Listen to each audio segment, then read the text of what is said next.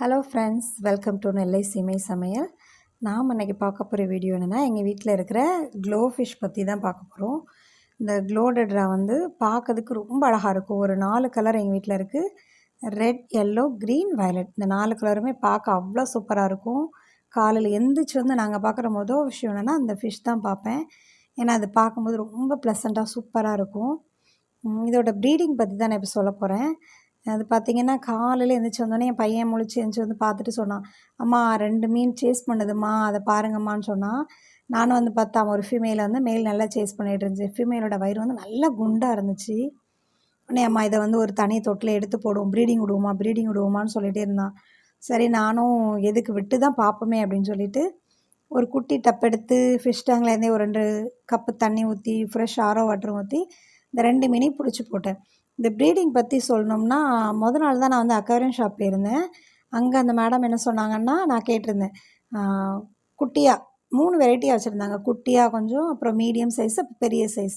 நான் அது ப்ரீடிங்லாம் இது எப்படி மேடம் கேட்டதுக்கு அவங்க என்ன சொன்னாங்கன்னா, இது பெரிய குளம், ஏரி அந்த மாதிரி செட்டப் பண்ணி தான் இதோட ப்ரீடிங்லாம் பண்ணுவாங்க. நம்ம வீட்டிலலாம் இதை பண்ண முடியாது அப்படின்னு அந்த மேடம் சொல்லியிருந்தாங்க.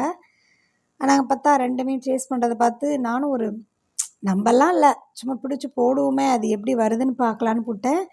பார்த்தா அழகாக ஒரு 1/2 அன் ஹவர் கழித்து 2ம் சேஸ் பண்ண ஆரம்பிச்சிச்சு. கொஞ்சம் கழிச்சு பார்த்தா ஃபீமேலோட வயிறு நல்லா குறைய ஆரம்பிச்சிருச்சு. மத்தியானம் போல் பார்க்கும்போது பாதியாக குறைஞ்சிருச்சு. ஈவினிங் பார்க்கும்போது நல்ல வயிறு குறைஞ்சிருச்சு. உடனே அது 2 மீனையும் எடுத்து ஃபிஷ் டேங்க்லேயே போட்டேன் திரும்ப. அன்னைக்கு பார்க்கறதுக்கு ஒன்றுமே தெரியல. முட்டைலாம் விட்டது இந்த கலர் டப்பில் வந்து வெளியே தெரியவே இல்லை. மறுநாள் காலையில் பார்க்கும்போது இந்த ஊசி முனல் குட்டி குட்டியாக ஷைனிங்காக அப்படி அங்கங்கே மிதந்துக்கிட்டே இருந்துச்சு.